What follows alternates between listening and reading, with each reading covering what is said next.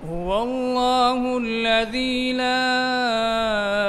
الہ الا هو عالم الغیب والشہادۃ هو الرحمن الرحیم۔ نبی کا جسم خوشبو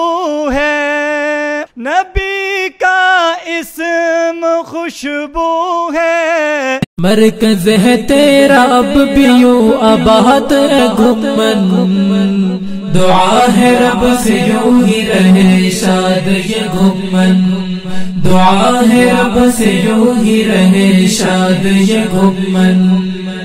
مرکز ہے تیرا اب بھی یوں آباد گھمن۔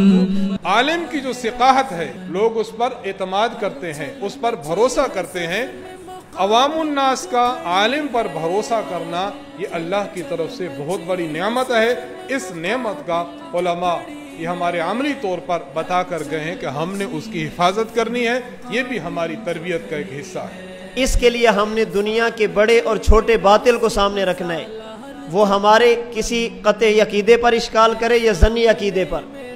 وہ مبتدع ہو یا کفر کی حد تک پہنچ چکا ہو، ہم نے اس کی طرف سے آنے والے اشکالات، سوالات،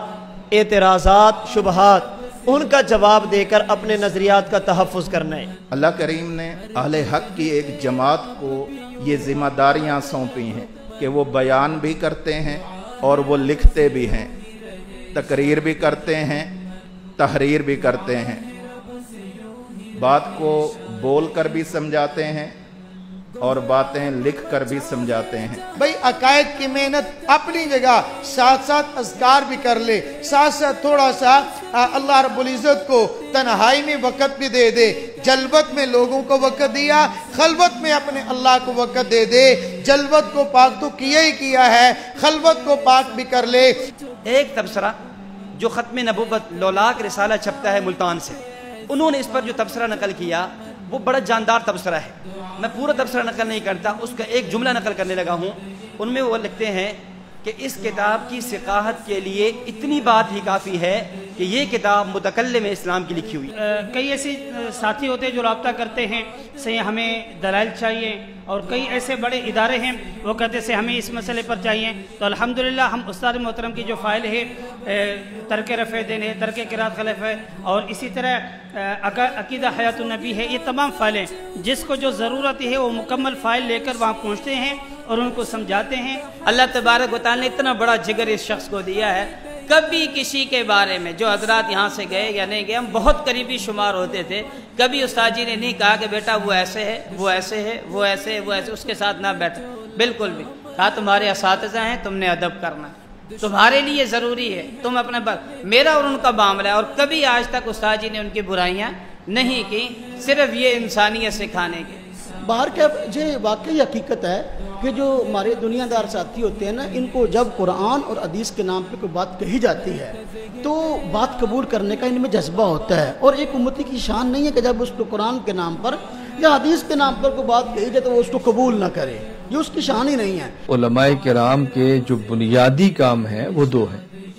نمبر ایک، اللہ کے دین کی تعلیم، نمبر دو، اللہ کے دین کی تبلیغ۔ خود عالم کو اس تعلیم اور دین کا فائدہ کب ہوگا؟ جب اللہ کے دین کی تعلیم اللہ کے لیے ہوگی اور اللہ کے دین کی تبلیغ اللہ کے لیے ہوگی۔ اگر اللہ کے دین کی تعلیم اور اللہ کے دین کی تبلیغ اللہ کے لیے نہ ہوئی تو اللہ کے دین کا فائدہ ہوگا، لوگوں کا فائدہ ہوگا، لیکن معلم اور مبلغ کا اپنا فائدہ نہیں ہوگا۔ معلم اور مبلغ اپنا فائدہ تب ہوگا جب جس اللہ کی تعلیم دین کی تعلیم ہے اسی اللہ کے لیے ہو۔ اللہ کریم ہم جانتے ہیں ایک عالم کو پیغمبر کا وارث ہو کر جیسا ہونا چاہیے، ہم ایسے نہیں ہوتے، اللہ تو معاف فرما دے، اور اے اللہ میں صحیح معنوں میں رسول اکرم صلی اللہ علیہ وسلم کا وارث بنا دے۔ اے اللہ وہ اوصاف عطا فرما دے جو وارث میں ہونی چاہیے، اللہ وہ درد عطا فرما دے، اللہ وہ کڑن عطا فرما دے، دین کے مٹنے کا غم عطا فرما دے۔ اے اللہ دین کے مٹنے کا غم عطا فرما دے، پوری امت کا درد عطا فرما دے۔ اے اللہ اپنے حبیب صلی اللہ علیہ وسلم کے سامنے روز محشر کو شرمندہ ہونے سے بچا لے۔